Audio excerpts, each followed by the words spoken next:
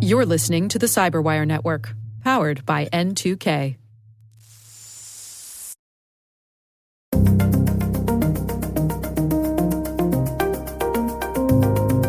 Digital identities are at the core of the majority of breaches that have been happening over the last 5 or 6 years. Hello, everyone, and welcome to the CyberWire's Hacking Humans podcast, where each week we look behind the social engineering scams, the phishing schemes, and the criminal exploits that are making headlines and taking a heavy toll on organizations around the world. I'm Dave Bittner from the CyberWire, and joining me is Joe Kerrigan from the Johns Hopkins University Information Security Institute. Hello, Joe. Hi, Dave. We got some good stories to share this week, and later in the show, Carole Theriault returns with her interview with Julie Smith from the Security Alliance and Kelvin Coleman from National Cybersecurity Alliance, and they're discussing Identity Management Day. All right, Joe, let's kick things off with some stories. My story is a little off the beaten path for us, but it's kind of why I like it. This is a story from Wired, and it's titled, How Pixar Uses Hypercolors to Hack Your Brain. So, I don't know about you, Joe. I'm a big fan of the Pixar movies. I enjoy them as well. Yeah, I would think it's probably fair to say that Pixar may be the most successful movie studio in Hollywood history in terms of having a consistent high level of quality with the movies that they've released. To me, the only stinker has been Cars 2. I've actually never seen Cars 2. Well, consider yourself lucky. This story is about, of course, Pixar being a studio that produces animated content. They have total control over the colors that they generate in their movies. Right. And as we know, colors can really affect your mood. We associate certain colors with certain types of moods and environments. We think of a warm sunset as being something relaxing or romantic, right? Right. Think of the cold light of fluorescent bulbs, that green cast. You know, you'll often see that used in medical dramas, or it has a sort of a foreboding tone to it. Yeah, you say that cold fluorescent, and I instantly think in terms of Pixar, Monsters Incorporated. Okay. Yeah. Right. Yeah. Absolutely. Absolutely. So, not surprisingly, the artists at Pixar use this to their advantage to help put us into a mood. They use color, light color, of course, sound as well. But this article is talking about the color that they use to help nudge us in the direction that they want us to be, put us in a mindset to have the moods that they want when they're telling their stories. By the way, I should mention this article is an excerpt from a book called Full Spectrum, How the Science of Color Made Us Modern, written by Adam Rogers. Seems like that book is interesting and worth checking out. But the really interesting thing to me this article digs into is how the science and the technology is progressing when it comes to movie theaters' ability to project images on the screen. And specifically, they're talking about movie theaters that are equipped with Dolby Digital projection, which is some of the elite movie theaters. Instead of projecting using a high-intensity light bulb, they're actually projecting on the screen using lasers. Really? Frickin' lasers, Joe. Frickin' lasers. Are they attached to sharks' heads, Dave? Well, I'd like to think that maybe up in the projection booth, sure. There's a shark with a laser on his head? There's a big fish tank up there. There's a shark, and he's got a laser attached to his head, and that's how it works. Hey, if it worked for a Pixar movie, right? Right, absolutely. What's interesting about this is that these projectors are capable of generating colors that don't exist in nature. Right. Right. Because they can make pure wavelengths, and the precision with which they can do this with these lasers, they can make colors that are unique. And also they can do them with an intensity of both saturation and brightness that previously they haven't been able to achieve. So the folks at Pixar are taking advantage of these Dolby Cinema capabilities. In fact, this article says that they've produced versions of their movies that work within color spaces that aren't even available to consumers yet. So as the technology improves and you have TVs with high dynamic range, as that technology increases, as the color gamut spreads on these televisions that you can buy at home, Pixar is ready to release versions of their movies that can take advantage of that. They also talk about how they could take advantage of things like, persistence of vision. You know, Yes. those little optical illusions that you enjoy, you know, when you're a kid and beyond. You stare at something for a while and then you look away and you see an after image. So they can take advantage of that, and they say they can actually use that to create colors in your mind that otherwise wouldn't exist in the real world, colors that you wouldn't be capable of actually seeing. Really? So, That's yeah. fascinating. It is fascinating. And, I think to the point of our podcast here, I think it's interesting from the point of view of the possibility of manipulation, where if I can present you with a certain set of circumstances that could predispose you to be open to a type of messaging or help put you in a certain mood, either a relaxed mood or perhaps a fearful mood, Right. Based on color. If you think about it, this cinema is an art form, and one of the motivations or purposes of art is to elicit an emotional response from you, right? To make you Right. feel something. You know, you go to an art museum and sometimes you see something that really moves you and you just go, that is just downright beautiful. And when you're experiencing a movie, the director and the producer and all, they're all trying to elicit an emotional response. And I imagine that with the way Pixar is doing it, it's just a more effective way of eliciting that emotional response. And when I think back to what is probably my favorite movie, Monsters, Inc. from Pixar, I remember the colors in that. I really enjoyed the color of Mike Wazowski and Sully. Even though they were monsters, these colors were actually beautiful. And I just remember going, I could watch this movie 100 times. Well, and probably the most famous example of this is The Wizard of Oz, when Dorothy goes from, black and white Kansas to color Oz. How more striking and in your face could the transition be? Interesting article. Again, it's over on Wired. It's titled How Pixar Uses Hypercolors to Hack Your Brain. The article's written by Adam Rogers, actually an excerpt from his book Full Spectrum. So we'll have a link to that in the show notes. Do check it out. That is my story this week. Joe, what do you have for us?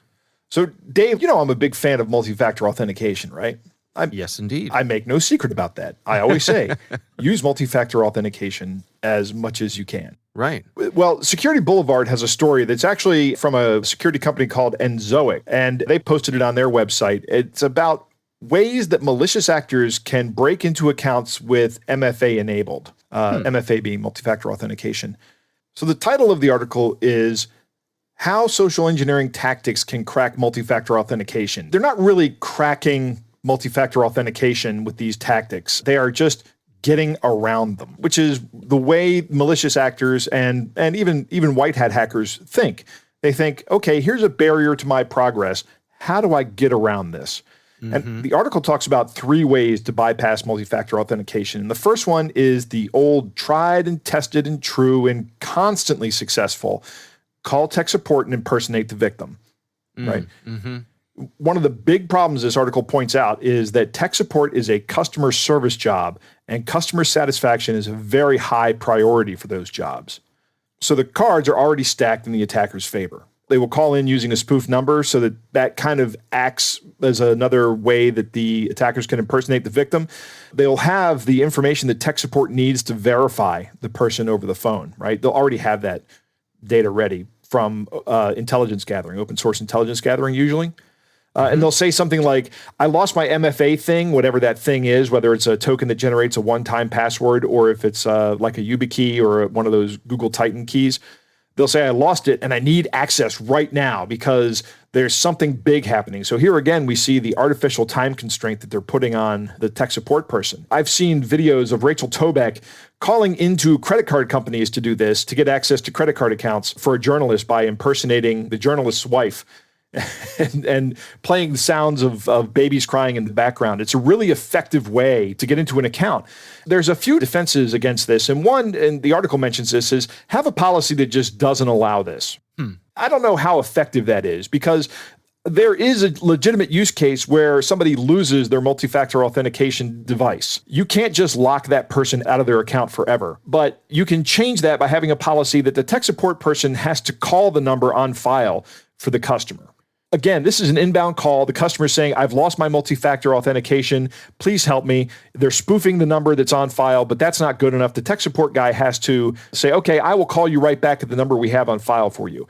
And then hang up the phone and dial out to the number. Now, that doesn't protect against a SIM swap. So if somebody SIM swaps your phone and your cell phone is the number on file, then they're going to get that phone call.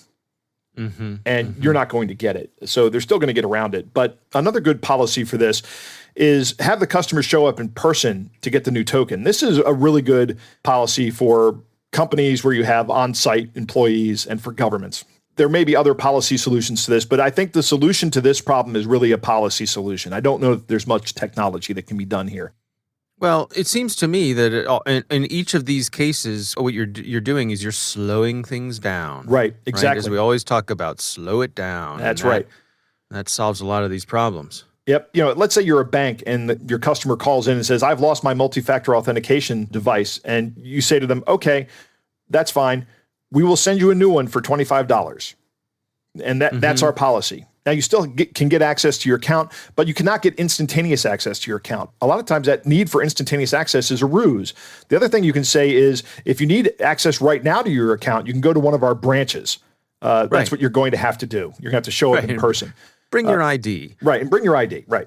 And then you can do that business there at the branch. Otherwise, I'm sorry, you've lost your multi-factor authentication and you're just going to have to deal with the time delay. That's what happens. Right. You put this in place for a reason. Right. And here's the reason. Because as far as I know, you could be a scammer. Right. And if this were a scammer and I helped him, you'd be very angry with me. That's right. The second one they talk about in this article is fake websites. These are essentially phishing websites, right? We've all heard of phishing kits and phishing landing pages where you get an email that says you need to update your account or sign in. Usually you get these for PayPal or for Microsoft Office 365. You click on the link, which you should never do, but you click on the link and it takes you to a site that looks exactly like the real site. In fact, it may just be a copy of it. And then it prompts you for your username and password.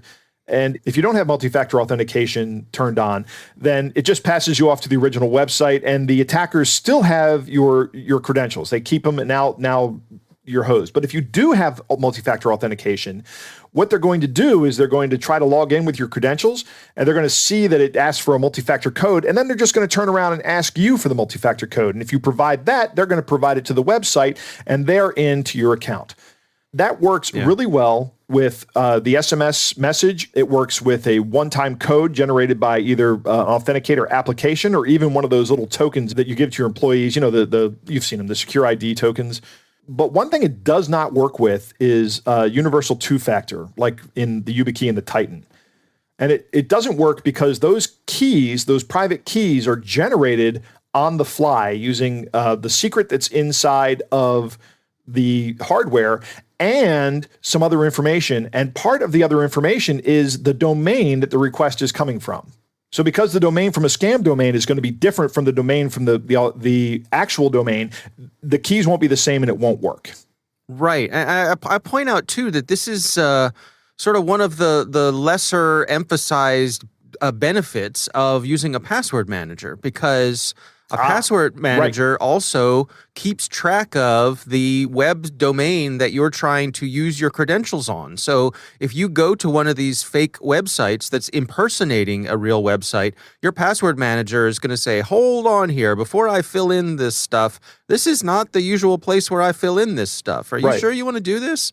So that's a good thing as well. With a browser integrated password manager, it won't fill it in because it's only going to put that password into a domain. Like, let's say your Google password is only going to go into a Google domain. It's not going to go into joesfishingsite.com. The password manager will go, I don't have any password for joefishingsite.com. You're out of luck here. So that's a really good point, Dave. And these browser integrated password managers are really good for exactly that purpose. Now, the one I use is not browser integrated. It's a standalone application. Finally, this is a big one. The way they get around these multi-factor authentication protected accounts is with the knowledge-based authentication that is the security questions. Now, you remember a couple of years ago when Sarah Palin was running for vice president? Yeah. And somebody got into her Yahoo email account. The way they did that was they couldn't guess Sarah Palin's password. So they used Yahoo's password reset feature and answered the security questions. And the security questions were, where did you go to high school? Things like that. And that information is readily available about a lot of people, right? Especially somebody who's running for vice president. What cities can you see from your house? Yes. It's not a good form of authentication. It's a very weak form of authentication. This article makes the point that if you have what was your first pet's name, somebody who can see your information on Facebook can probably collect that information. They almost certainly can collect the information of the high school you went to. It's not that hard to find out. One of the big points that this article makes about these security questions is that your account is only as secure as the weakest link in that account, in the security chain here. And if knowledge-based authentication is the weakest link, that's the level of security on your account. It's not any better than that. It doesn't matter if you have multi-factor authentication enabled. It doesn't matter if you have a really strong password. If somebody can get around those things by answering simple questions about you, then they can get into your account. So my recommendation is lie on those questions. Some websites insist that you fill these out. My password manager has a space for notes, and in that note space, I write a little hint to the question and my answer to the question. For example, what city were you born in? I might say Timbuktu, right? Take a wild guess. I was born in Timbuktu, Mali. Or I might even not pick a name for a city, right? I might say the moon. The moon. Saturn. Right. Or the green cup that's on my desk could be the answer. Just pick something else. Don't put something that's actually accurate in there, because that's really easy to figure out. One thing I want to say about this is training is always a good countermeasure to these attacks, right? These kind of attacks go around. So train the people that answer the phones to recognize the signs of a social engineering attack. The biggest red flag for tech support is the artificial time constraint, the immediate need that you have to meet right now, and we can't wait for the security protocol. We have to get this done. That should be a huge red flag for anybody that works in tech support. Yeah, absolutely. All right. Well, it is an interesting article for sure. We will have a link to that in the show notes. Joe, it is time to move on to our catch of the day. Dave, our catch of the day comes from a listener named Brett. Brett writes, I work at a PC repair shop and deal every day with people who have let scammers remote into their PCs. Usually the scammers type out everything the customer will be required to pay on a notepad text file.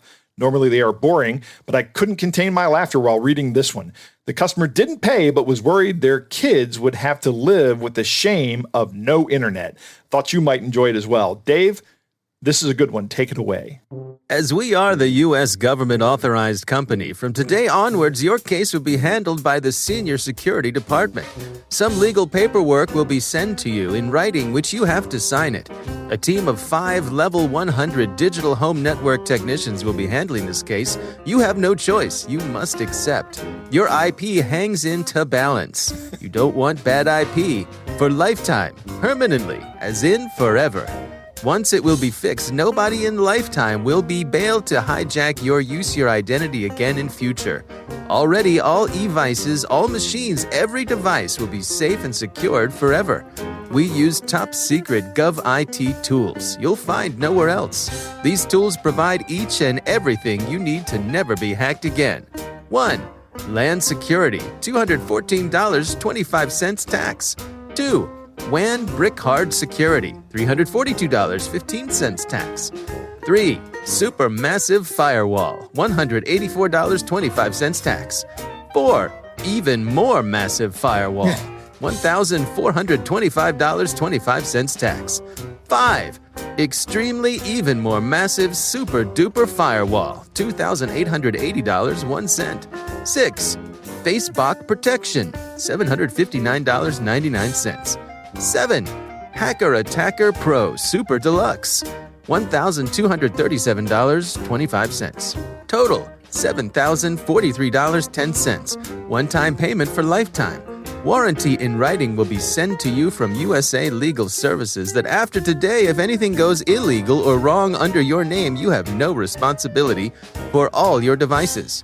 We have a coupon if decide to do it now. We'll waive $5,000.10 and add in 8th software, HackerDont'comebacker software, which costs $3,800. If you don't do now, I have to blacklist you IP and you never will be able to use internet again. Think of your kids living a life of shame with no internet. I'm almost speechless with this one. Extremely Even More Massive Super Duper Firewall. This smacks Seems of... legit. Huh? Seems legit. Seems legit, right? This smacks of those Nigerian prince emails that they're just getting ridiculous in order to try to weed out the people that won't fall for it and just take the people that will fall for it and are just going to cough up a credit card number almost.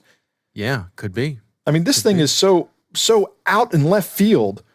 I can't believe somebody actually wrote this down on a notepad to leave behind as evidence once they had remote access to someone's computer.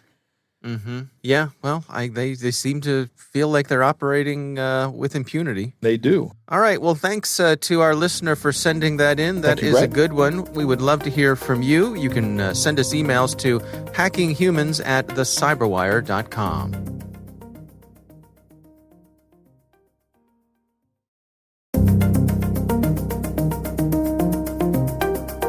Joe, it is always great to have Carole Theriault return to our show with her interviews. Always enjoy those. This week, she comes to us with her conversation with Julie Smith from the Security Alliance and Kelvin Coleman from the National Cybersecurity Alliance. And she spoke to them on the ramp-up to Identity Management Day. Here's Carole Theriault. All right.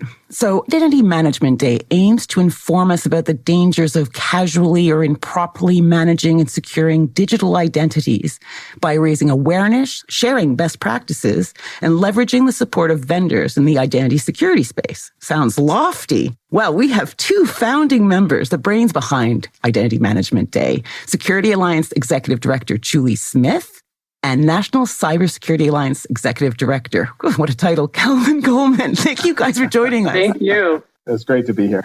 We are recording this session the day before your big launch. So are you guys excited? Tired? Talk to me. Yes, all of the above. All of the above. What has been the most stressful thing? For me, just kind of coming down to the home stretch. It's been an amazing journey. Which started about 6 months ago when the idea came to us from one of our vendor members, Centrify. And it's been a lot of discussions, a lot of planning, and some great execution by the team over the last month, really. We announced it on February 23rd. And then leading up to tomorrow, it's just pulling together all of the content that's been created, responding back to the over 150 champions that have raised their hand and said, we want to be a part of this, and really just getting organized for tomorrow so that we've got a great day of events and content that's going to be shared across the industry for the benefit of not just consumers, but organization as well. So you're basically saying you guys are like swans right now. Everything is going perfectly to plan, but underneath the water, your feet are really pumping. Yeah, we're certainly putting a lot of effort into this wonderful, wonderful day, Identity Management Day. And as you point out, it's the first one, right? And so you're probably as nervous on this one as you ever will be. I guess it's like, having kids, like your first one, you're like so nervous and oh my God, everything. And then you start having more, you're like, it'll be fine, I know my grandmother had 8 kids. I wonder by the 8th if she even noticed, Exactly. So tell me, so what are the main messages you're trying to get across with this day? And I also want to talk about resources later as well. The main message that we want to get across is that digital identities are at the core of the majority of breaches that have been happening over the last 5 or 6 years. The research that we've done, 79% of the organizations have suffered an identity-related breach in the last 2 years. And identities are the thing that, it's the low-hanging fruit for hackers. All they need to do is get access to a username and password, a legitimate username and password. They log in, and then they start to do their damage. And I think in the past, identity management, especially for organization, has been considered more operational. So how do I get my employees, for example, access to the applications they need to do their jobs? Mm-hmm. But the reality is it's a security threat. It is the main thing that hackers are going after. And organizations need to really think about it from a security perspective. So I would say that's the main message from an organizational perspective. Kelvin and his organization do a lot around educating consumers on how to stay safe online. And so I'll let him speak to the messages we want to put out there for the consumer side of this story. Yeah, because things have gotten bad, haven't they, Kelvin? They have. They really have, but manageable, though, right? And we don't want to give the impression that this is a foregone conclusion and people really can't do anything about it. The primary message, Carole, that we're putting out to people is, be identity smart, right? Just as you would protect your Social Security, your physical Social Security number, you certainly wouldn't have your card flashing it out everywhere, letting people see that Social Security number or driver's license or any other part of what's called PII, right? Personally identifiable information. You should protect that same information online, especially online. And so be identity smart is really what our message is for the month. And many of the things that Julie is talking about as it relates to enterprises or companies, those very same things can be applied to individuals, right? And even as Julie talks about the 150 champions that we have, many of those are companies, right? Corporations that represents thousands of employees. But some of those are individual people who are just saying, hey, we want to really support the day as well. And so be identity smart is really what our message is and what we try to drive home. It's just interesting how on one side, lots of companies are trying to make everything frictionless, like one click from Amazon and and they have all your information already secured, some companies say, but others may not. But at the same time, we want to tell people, be really careful with your identity because that's the authorization process to so many different services across the digital sphere. Yeah, absolutely. We try not to complicate it too much, right? Because people have so much to think about. And the one thing that you may be surprised when we say be identity smart, the first thing we advise people is to think before you click.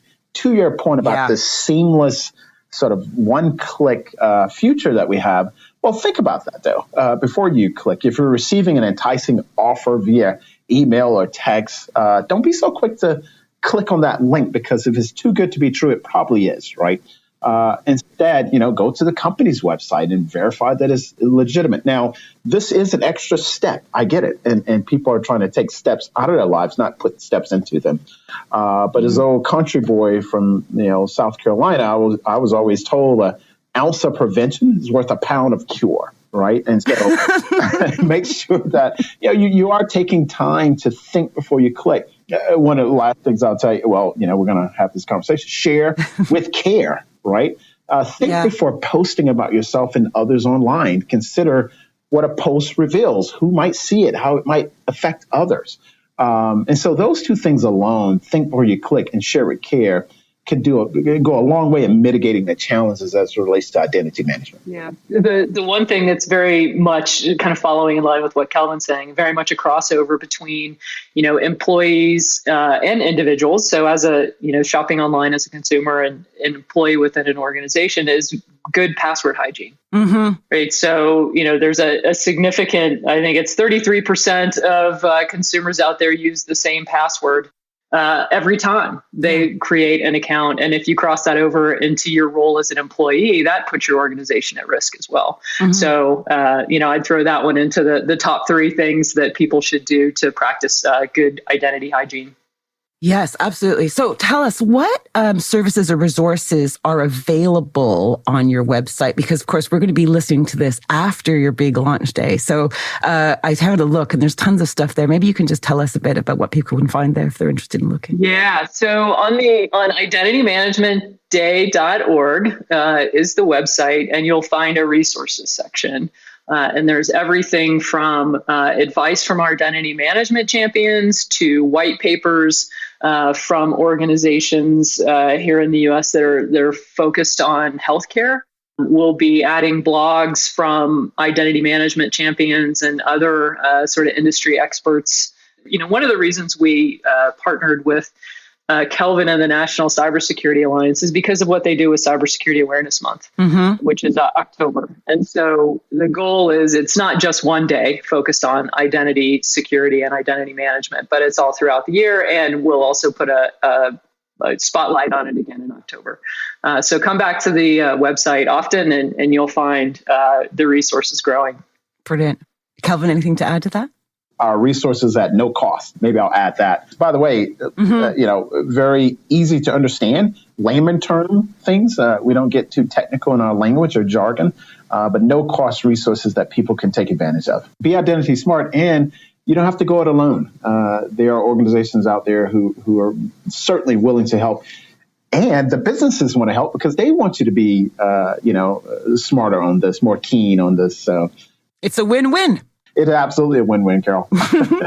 Can I say thank you for all the hard work you guys have put in putting this together. I have done these types of things and I know how much work goes into them. So I take my hat off to you both. Julie Smith, Security Alliance Executive Director, and Kelvin Coleman, National Cybersecurity Alliance Executive Director. Thank you so much for your time today. Thank you.